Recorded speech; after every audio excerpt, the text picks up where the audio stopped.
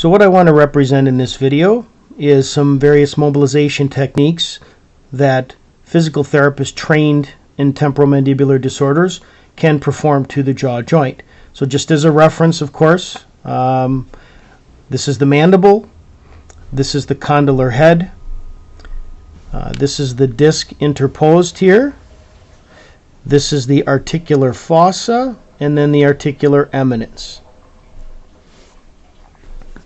Just to create a little space there and give you a little bit better visual, you can see the disc here resting on top of the condylar head.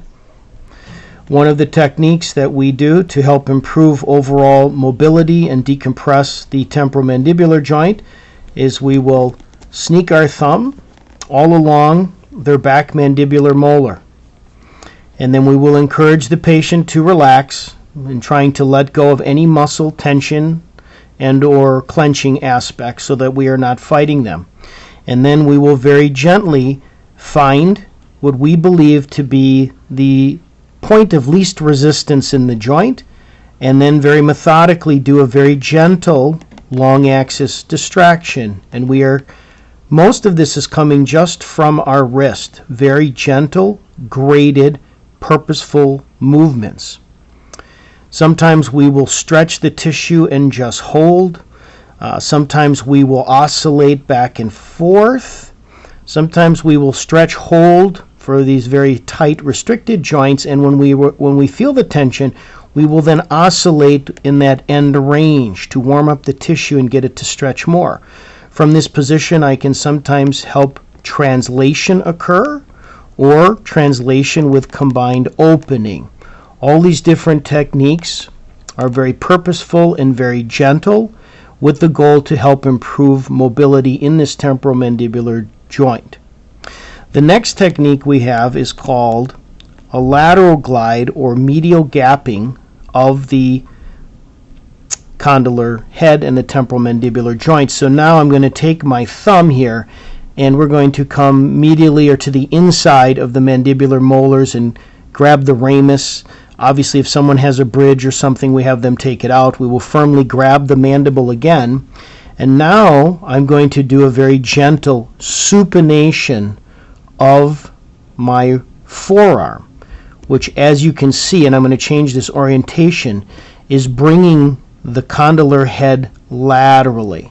So I'm going to turn this a little bit as if you were looking from atop, and you will see that I can gently bring that condylar head laterally. So not only am I stretching the outside capsule, of course, but the inside, of which you cannot see here, I am stretching the inside capsule as well, for let's say those where the disc is also medially displaced as well. And then the final technique, and it is much more difficult to show, is where we will now completely stabilize all the way up to the neck of the condyle. And then we will take their cranium, their head, and do a subtle lateral rotation of their cranium on a coronal plane.